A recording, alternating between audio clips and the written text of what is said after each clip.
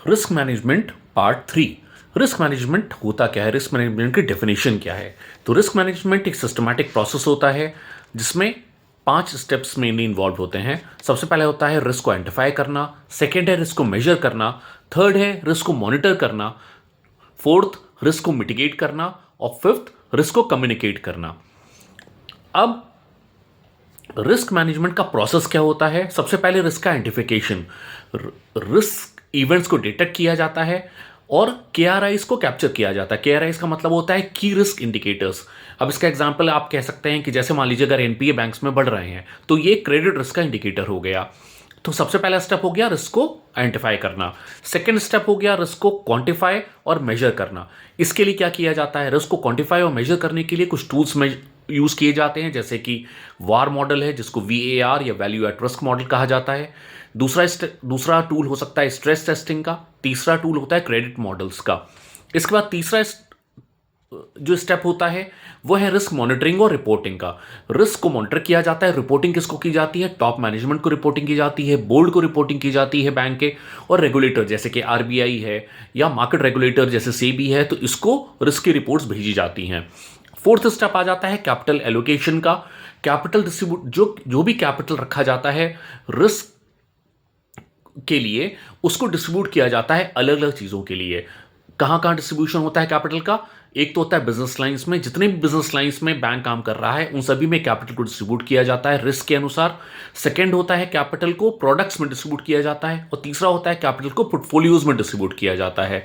इसके बाद पांचवा स्टेप आ जाता है रिस्क मिटिगेशन का, कि रिस्क को कम कैसे किया जाए या रिस्क को खत्म कैसे किया जाए। तो बैंक्स रिस्क मिटिगेट करते हैं, उसके लिए क्या क्या स्टेप्स ले सकते हैं, जैसे डाइवर्सिफाई करते हैं वो अपना जो प्रोडक्ट लाइंस हैं या अपने बिजनेस लाइंस को डाइवर्सिफाई करते हैं। दूसरा, बैंक्स लिमिट्स सेट कर देते हैं कि हमें किसी भी बिजनेस लाइन में या किसी भी अपने काम के अंदर मैक्सिमम कितना रिस्क लेना है या क्या लिमिट्स हमारी रखनी है। फिर बैंक्स इंश्योरेंस लेते हैं अलग अलग रिस्क को कवर करने के लिए, जो भी रिस्क इंश्योरेंस के द्वारा कवर हो सकता है उसके लिए इंश्योरेंस लिया जाता है। फिर बैंक हेजिंग करते हैं डेरिवेटिव्स का यूज करके। तो ये स्टेप्स होते हैं रिस्क को मिटिगेट करने के लिए। अब रिस्क मैनेजमेंट की इंपॉर्टेंस क्या है, तो रिस्क मैनेजमेंट मेनली 3 वजहों से इंपॉर्टेंट होता है। सबसे पहला होता है बैंक्स को अपनी कॉम्पिटिटिवनेस बना के रखनी होती है, बढ़ानी होती है। इससे रिस्क को अगर बैंक मैनेज कर पाता है तो बैंक कुछ कंसिस्टेंटली स्ट्रैटेजिक डिसीजंस ले सकता है, जैसे कि नए बिजनेस लाइंस में अगर उसे एंटर करना है तो वो इजीली कर सकता है, कॉस्ट को रिड्यूस कर सकता है, अपने खर्चों को कम कर सकता है, ग्रोथ के लिए प्लानिंग कर सकता है। तो ये तो सब चीजें आती हैं कॉम्पिटिटिवनेस के अंतर्गत। दूसरा होता है शेयर होल्डर के लिए वैल्यू बढ़ाने में।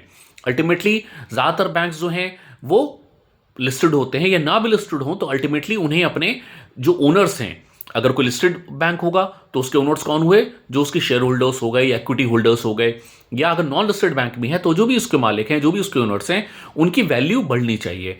अब यहां पर शेयर होल्डर्स जब इवैल्यूएट करते हैं किसी बैंक को तो वो रिस्क एडजस्टेड रिटर्न्स के ऊपर इवैल्यूएट करते हैं। रिस्क एडजस्टेड रिटर्न्स का क्या मतलब होता है, एक तो चीज होगी केवल प्रॉफिट कमाना, लेकिन एक चीज होती है कि कितना रिस्क लेके कितना प्रॉफिट कमाया गया।